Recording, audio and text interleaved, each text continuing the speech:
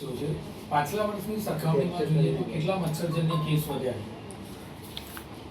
Ahmedabad municipal કોર્પોરેશનમાં હાલમાં જે વરસાદ પડેલો હતો તેના અનુસંધાને પાણીજન્ય કેસીસ અટકાવવા માટે મહત્તમ ક્લોરીન ટેસ્ટ કરવાની કામગીરી, પાણીના સેમ્પલ લેવાની કામગીરી કરવામાં આવેલી છે.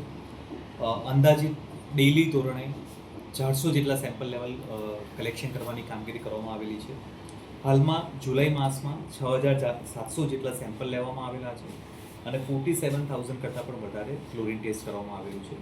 જે જગ્યાએ પાણીના સેમ્પલ અનફિટ આવેલા છે કે જે 40 જગ્યાએ સેમ્પલ અનફિટ આવેલા છે, તદુપરાંત જે 30 જગ્યાએ ક્લોરીન નીલ આવેલું છે, આ તમામ જગ્યાએ ક્લોરીન ટેબ્લેટ ડિસ્ટ્રીબ્યુશન કરવાની કામગીરી અને પાણીની જે લાઈન છે તેને રિપેરિંગ કામગીરી કરવાની કામગીરી સ્ટાર્ટ કરવામાં આવેલી છે. આંકડાકીય દ્રષ્ટિએ ઝાડા ઉલટીના 345 કેસીસ, જોન્ડિસના 65 અને ટાઇફોઇડના 235 કેસીસ રિપોર્ટ થયેલા છે.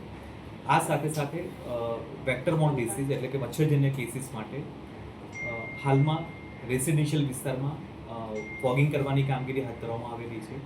સાથે સાથે રેસિડેન્ટ વિસ્તારમાં જે પક્ષી ચાટ રાખવામાં આવતી હોય છે ત્યાં બ્રીડિંગ પણ મહત્તમ પ્રમાણમાં મળતું હોય છે, તેને ઉલટા કરીને પાણીનો નિકાલ કરવાની કામગીરી હાથ ધરવામાં આવેલી છે. જે સિઝનમાં હાલમાં વરસાદ પડેલો છે, ટેરેસમાં જો કોઈ સ્ક્રેપ મટીરિયલ પડી રહ્યું છે કે અથવા કોઈને કોઈ ભંગાર પડી રહ્યું છે ત્યાં પણ પાણી એકત્રિત થયેલું છે અને ત્યાં પણ એક બ્રીડિંગની ખૂબ મોટી સંભાવના રહેલી છે.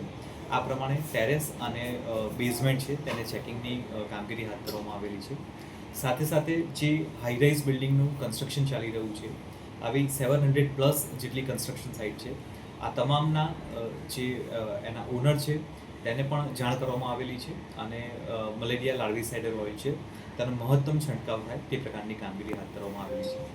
નાગરિકજનોને મચ્છરજન્ય કોઈ પણ કમ્પ્લેન હોય 155-303 નંબર પર ડાયલ કરવાથી કોર્પોરેશન દ્વારા જરૂરી કાર્યવાહી કરવામાં આવશે.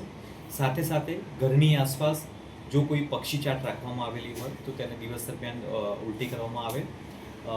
એટ ધ સેમ ટાઈમ ટેરેસમાં અથવા ઘરની બહાર કોઈ પાણીના કલેક્શન કરવામાં આવેલું છે તો તેને પ્રોપર ઢાંકીને રાખવામાં આવે જેથી કરીને બ્રીડિંગ અટકાવી શકાય.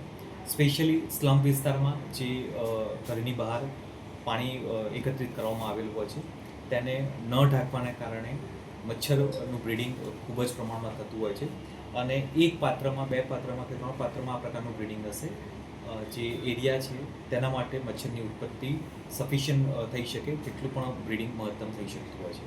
આમ નાગરિકજનો જે કોઈ સ્ક્રેપ પાણી પડી રહ્યું છે, બિનજરૂરી પાણી પડી રહ્યું છે તેનો નિકાલ કરે તે પ્રકારની અપીલ અમદાવાદ મ્યુનિસિપલ કોર્પોરેશન દ્વારા કરવામાં આવે છે.